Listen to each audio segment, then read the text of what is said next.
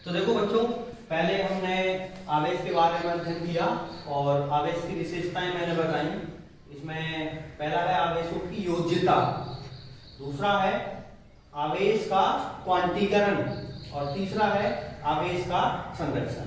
तो अब हम एक एक करके इनके बारे में विस्तार से अध्ययन करेंगे। तो देखिए, पहले है आवेशों की योज्यता। इसका मतलब है, इंग्लिश में इसको हम कहते हैं एडिटिव नेचर। Additive nature.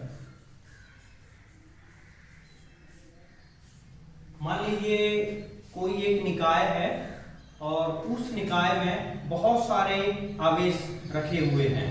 तो इसके लिए मैं ये मान लेता हूं कोई एक आइसोलेटेड निकाय है, कोई एक निकाय है और उस पर बहुत सारे आवेश हैं। Q1 आवेश को हम किससे दिखाते हैं? Q से। तो Q1 ये आवेश है, Q2 ये आवेश है, Q3 ये आवेश है, Q4 ये आवेश है और Q5 ये आवेश है और बहुत सारे इस तरह से आवेश हो सकते हैं। तो इस निकाय पर कुल आवेश, निकाय पर कुल आवेश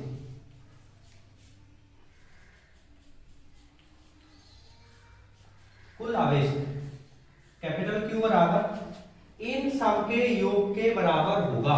तो यहाँ कितने चार्जेज हैं? 5 चार्जेज हैं। तो Q1 plus Q2 plus Q3 plus Q4 और प्लस Q5। तो ये इस निकाय पर कुल आवेश होगा।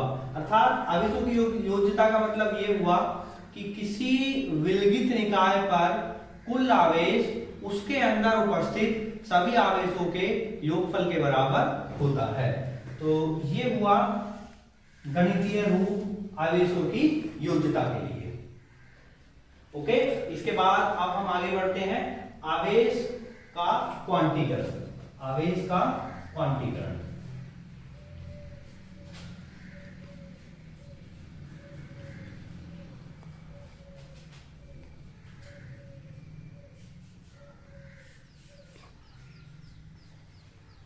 Quantization of charge.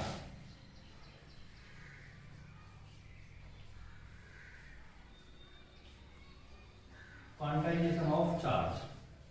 तो इसका अर्थ है कि किसी बॉडी पर जो कुल चार्ज होगा वो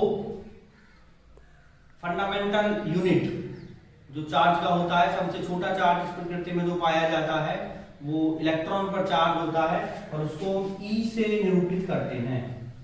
इलेक्ट्रॉन पर चार्ज, इलेक्ट्रॉन पर आवेश का मान।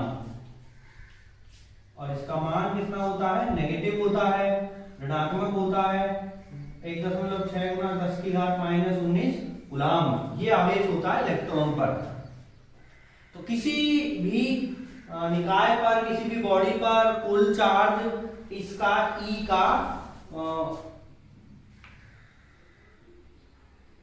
पूर्ण गुणज होगा। किसी भी बॉडी पर कुल चार्ज E का पूर्ण गुणज होगा। अर्थात किसी वस्तु पर आवेश का मान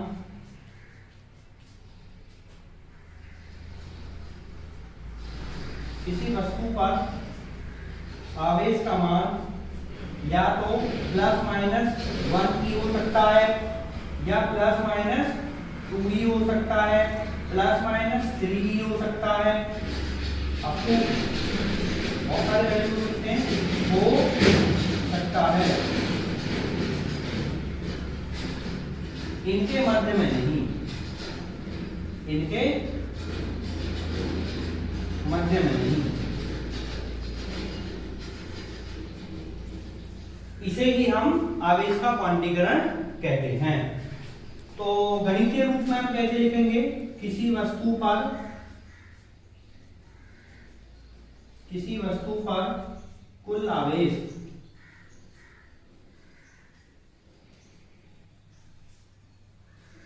Q बराबर N × E।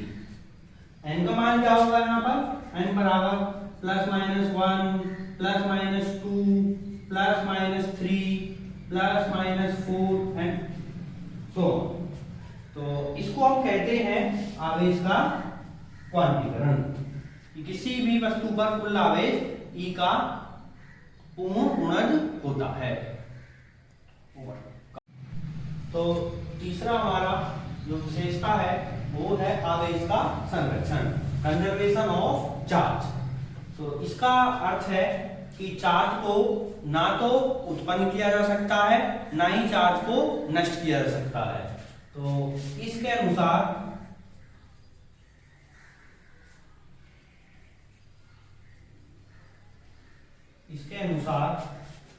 आवेश को न तो उत्पन्न किया जा सकता है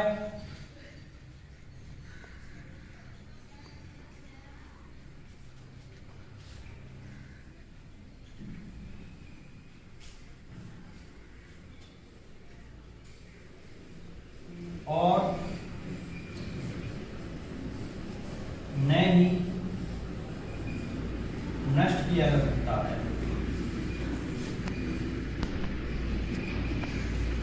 नष्ट किया जा सकता है केवल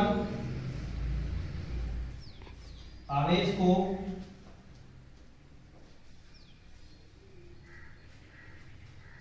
एक वस्तु से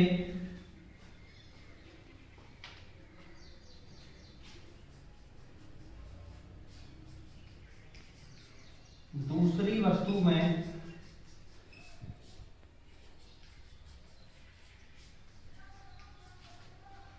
स्थानांतरित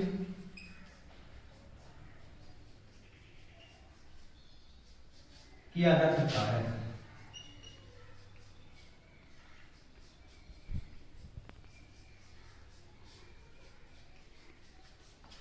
इसे ही हम आवेश का संरक्षण कहते हैं। तो देखिए, मान लीजिए हमारे पास ये दो वस्तुएं हैं, वस्तु A और वस्तु B। तो इस पर भी कोई आवेश नहीं है और B पर भी कोई आवेश नहीं है, और ये है अवस्था हमारी बिफोर रबिंग, रगड़ने से पहले, बिफोर रबिंग। और जब हम इन दोनों वस्तुओं को रब करते हैं तो ऐसा हो सकता है कि रब करने के बाद या तो A से B पर कुछ इलेक्ट्रॉन स्थानांतरित हो जाए या B से A पर कुछ इलेक्ट्रॉन ट्रांसफर हो जाए।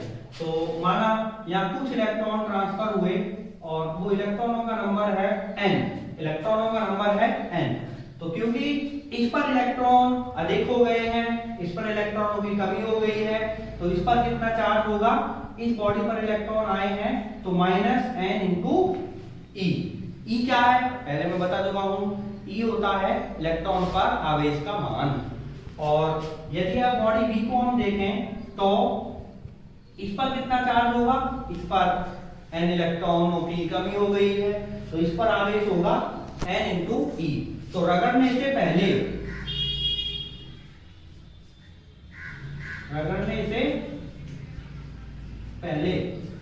कुल आवेश निकाय में कितने बॉडी थे, 2। तो कुल आवेश का मान कितना है, 0, क्योंकि इस पर भी कोई आवेश नहीं है, इस पर भी कोई आवेश नहीं है।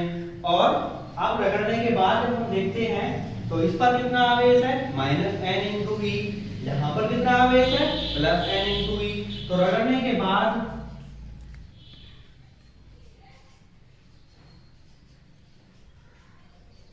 कुल आवेश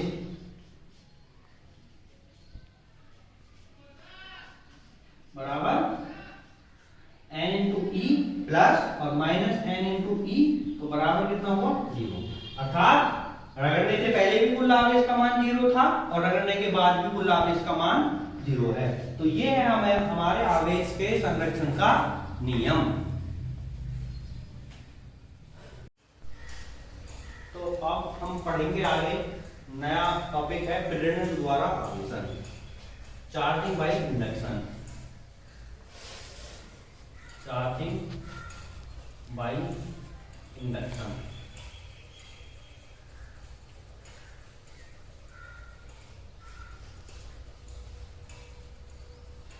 अभी बच्चों मैंने आपको बताया कि हम चार्ज किसी बॉडी को चार्ज कैसे करते हैं। तो अभी मैंने आपको बताया कि रबिंग करके रगड़कर जब दो बॉडी को आपस में रगड़ा जाता है तो एक बॉडी से दूसरी बॉडी में इलेक्ट्रॉन ट्रांसफर हो जाते हैं और उन बॉडीज को हम बोलते हैं कि चार्ज बन चुके हैं। तो दो तरह के मैंने आपको चार्ज बताए, एक धनावेश और दूसरा ऋणावेश। तो ये चार्जिंग का एक नया मेथड है जिसको हम बोलते हैं प्रेरण द्वारा आवेशन। इसका अर्थ है कि हम किसी बॉडी को बिना रगड़े भी आवेशित कर सकते हैं। तो ऐसे यदि हम किसी बॉडी को आवेशित कर रहे हैं कि उसको हम रगड़ नहीं रहे हैं दूसरी बॉडी के साथ, तो इसको बोलते हैं प्रेरण द्वारा आवेशन। तो इसको उदाहरण द्वारा हम समझते हैं। मान लीजिए मेरे पास एक ये कोई आइसोलेटेड बॉडी है और जो किसी स्टैंड पर रुकी हुई है। ये कोई गोला भी हो सकता है, एक चालक गोला हो सकता है।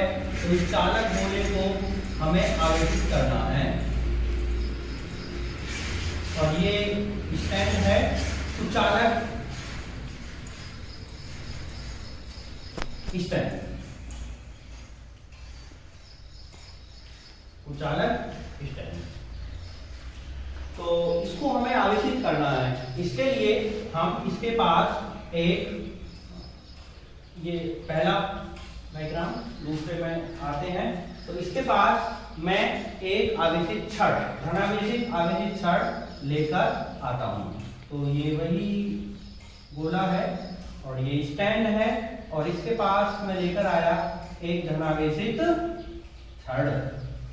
तो इस पर धनावेश पहले से ही है, जो और किसी मेथड से इस पर आया होगा, चाहे वो रबिंग के द्वारा आया या और किसी विधि से आया। तो यहाँ पर ये धनावेशित छड़ मैं इसके पास लेकर आया। तो क्योंकि ये चालक है तो इसमें इलेक्ट्रॉन फ्री इलेक्ट्रॉन होते हैं। तो जैसे इसके पास इस तरफ ये धनावेश आएगा तो यहाँ कैसा चार्ज आ जाएगा, ऋणावेशित चार्ज, क्योंकि इलेक्ट्रॉन इधर आ जाएंगे। और यहाँ कैसा आवेश आ जाएगा, यहाँ कैसा चार्ज आ जाएगा, प्लस चार्ज।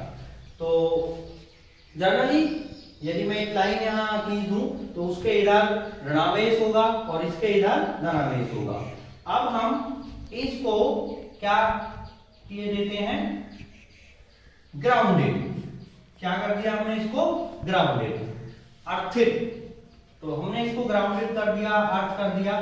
तो प्लस चार्ज कहां चला जाएगा, इसका अर्थ में। जब सारा आवेश धनावेश अर्थ में चला जाए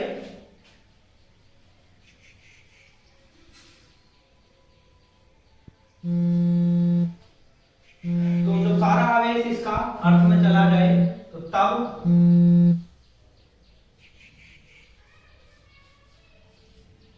ये स्थिति होगी। धनावेश अब यही है और ये ऋणावेश अब यही होगा और धनावेश पूरा का पूरा कहां चला गया है, अर्थ में चला गया है। इसके बाद इसको यहां से हटा लेंगे। तो जब हम इसको हटाएंगे तो ये इस आवेशित चालक पर इसको हटा लिया तो आवेशित चालक पर ऋण आवेश पूरी तरह फैल जाएगा। ये थर्ड डायग्राम, ये फोर्थ डायग्राम। तो इस पर पूरा ऋणावेश फैल जाएगा। तो इस तरह हम किसी बॉडी को बिना टच किए भी, तो देखिए अभी हमने सीखा कि कैसे हम बिना स्पर्श किए किसी एक वस्तु को आवेशित कर सकते हैं। तो अब ये हमारे दो प्रॉब्लम्स हैं। तो पहली प्रॉब्लम है, प्रॉब्लम फर्स्ट, किसी चालक गोले को बिना स्पर्श किए धनावेशित कैसे करोगे। तो ये तुम्हारा होमवर्क है, ये तुम्हारा होमवर्क रहेगा। इसको आपको स्वयं से करना है। नेक्स्ट है, आगे है प्रॉब्लम नंबर 2। यदि किसी वस्तु को 10 टू द पावर 9 और एक बड़ा नंबर है, इतने इलेक्ट्रॉन प्रति सेकंड दिए जाते हैं, तो उस वस्तु पर एक कूलाम आवेश आने में कितना समय लगेगा। तो इसका मतलब है कि कोई एक वस्तु है और उसको हम इलेक्ट्रॉन ट्रांसफर उसमें कर रहे हैं, 10 की घात 9 10⁹ इलेक्ट्रॉन उसमें एक सेकंड में, एक सेकंड टाइम आप जानते हो, एक सेकंड में कितना इलेक्ट्रॉन उसमें लिए जा रहे हैं 10⁹। तो इस वस्तु को एक कूलाम आवेशित होने में कितना समय लगेगा। तो कोई गैस करके बता सकता है कि एक वस्तु है और इतने ज्यादा इलेक्ट्रॉन 10⁹ इलेक्ट्रॉन उसको एक सेकंड में दिए जा रहे हैं, तो उसमें एक कूलाम चार्ज आने में कितना समय लगेगा। तो इसके लिए आइए इसको मैं करता हूं। तो सबसे पहले कितने इलेक्ट्रॉन उसमें दिए जा रहे हैं एक सेकंड में 10⁹। तो पहले मैं ये जानना चाहता हूं कि एक सेकंड में कितना आवेश उसको हम दे रहे हैं। तो एक सेकंड में दिए गए इलेक्ट्रॉनों की संख्या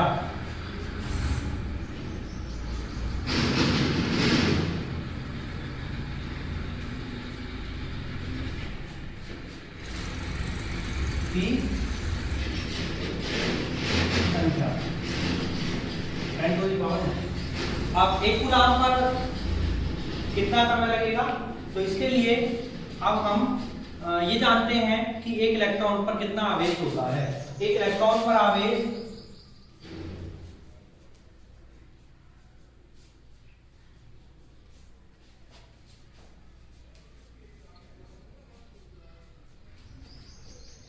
मैं आवेश का केवल मान लिख रहा हूं, ऋणात्मक होता है तो कितना होगा 1.6 × 10⁻⁹ कूलाम। तो एक सेकंड में इतने इलेक्ट्रॉन जा रहे हैं, एक इलेक्ट्रॉन पर आवेश इतना होता है, तो कुल कितना आवेश जा रहा है। तो एक सेकंड में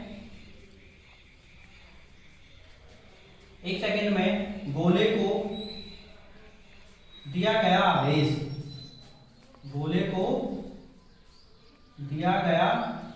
आवेश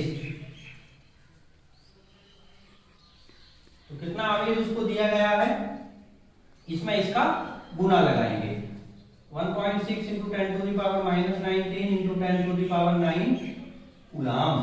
तो ये जब इसको हम हल करेंगे तो ये आ जाएगा 1.6 और 10 की घात यहाँ -19 है, यहाँ 10 की घात +9 है, तो कितना बचेगा 10 की घात -19 + 9। तो जानते हो सभी 10 की घात -10 कूलाम। तो इतना कूलाम आवेश जा रहा है एक सेकंड में। तो एक कूलाम कितने समय में आएगा। तो 1.6 × 10⁻⁻10 कूलाम दिया जा रहा है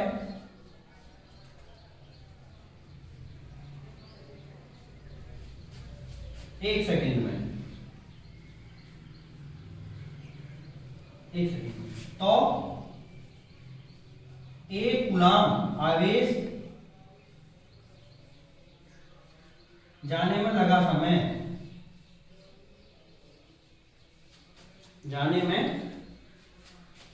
समय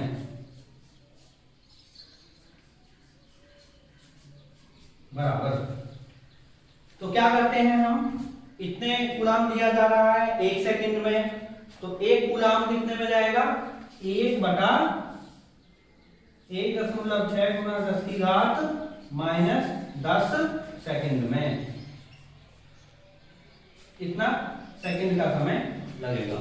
इसको आगे हल करते हैं। तो ऊपर जाकर 10 की घात यहाँ -10 है, +10 होगा और बटा, तो यहाँ 10 की घात 10 आया है अपॉन 1.6।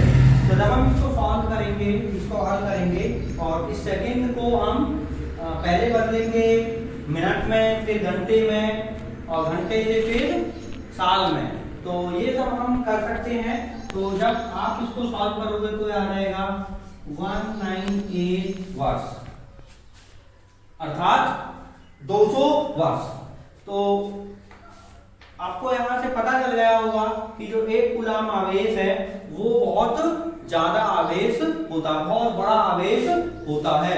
लगभग 200 साल यदि 10⁹ इलेक्ट्रॉन उसको 1 सेकंड में दिए जा रहे हैं, तो लगभग 200 साल लग जाएंगे उस पर 1 कूलम आवेश आने में।